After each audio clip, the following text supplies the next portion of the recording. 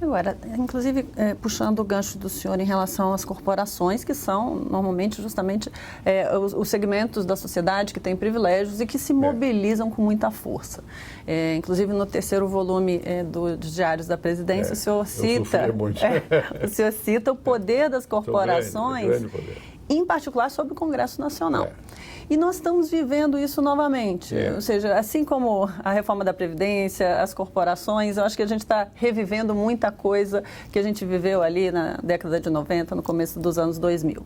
Mas também a questão das corporações parece que nós tivemos uma piora nesse quadro. Elas estão mais fortes e essa pressão sobre o Congresso continua. Como que a gente consegue quebrar isso? Veja, como que a sociedade se mobiliza em prol da coletividade? Veja, quando houve a Constituinte, já era visível que quem estava lá eram as corporações. Polícia Militar, por exemplo, estava lá o tempo todo. Magistrados, juízes estavam lá o tempo todo. Geralmente são funcionários. Naquela época começava a haver sindicatos também, mas não eram os que mais tinham poder de pressão. Quem tinha mais poder de pressão eram as corporações do funcionalismo público, sobretudo federal. Né? É o que nós estamos assistindo de novo. Né? E, infelizmente, muitos deputados são sensíveis à pressão corporativa direta.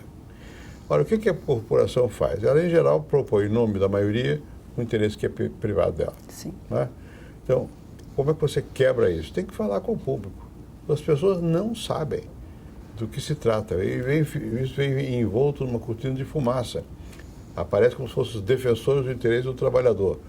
Não é, muitas vezes é defensor do interesse de um segmento e que já tem muitas vantagens. Não é? Bom, no caso do sindicato nosso, você vê, na Constituinte também, nós perdemos uma coisa importantíssima, que era o fato de que você só tem um sindicato por unidade territorial. Não é? Bom, e isso foi perdendo por poucos votos. Houve uma aliança de empresários com os sindicatos de trabalhadores e todos juntos derrotaram. Eu votei contra isso. Aliás, o PT naquela época também era contra. Depois o PT aderiu a essa mentalidade das corporações. E por isso progrediu tanto a força das corporações nos últimos anos. Porque sob o governo Lula e depois Dilma, mais o Lula, houve um enorme aumento do peso das corporações. Por exemplo, as centrais sindicais, elas não tinham acesso ao fundo sindical.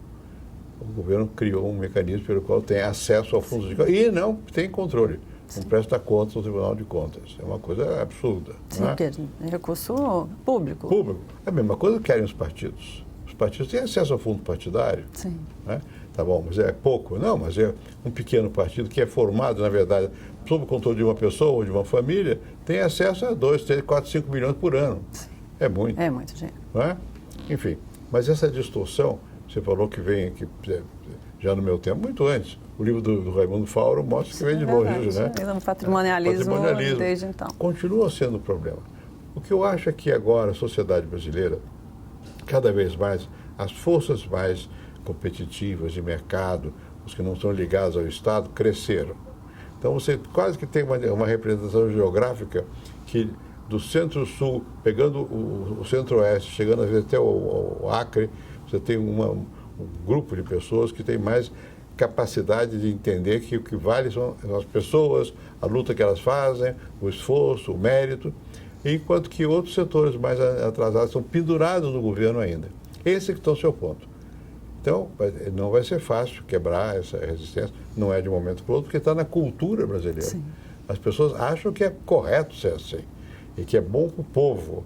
Sempre quando a pessoa quer alguma vantagem, diz que é para o povo. E o povo não sabe. Né? E também falta muito aqui a capacidade de explicar de uma maneira direta e simples à população do que se trata. Né? Eu me recordo que uma vez, quando eu estava votando exatamente a idade mínima do meu tempo de aposentadoria, por acaso uma pessoa dos grandes jornais foi estar comigo. Eu digo, olha, pode ser que a gente ganhe, mas olha o seu jornal que fez várias matérias contra.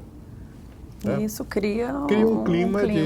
E sempre sobre essa capa de, olha, lá vem o governo que é, aspas, neoliberal, que está contrariando os interesses dos trabalhadores. não é dos trabalhadores. Às vezes é do sindicato. Sim. O sindicato representa efetivamente os trabalhadores, né?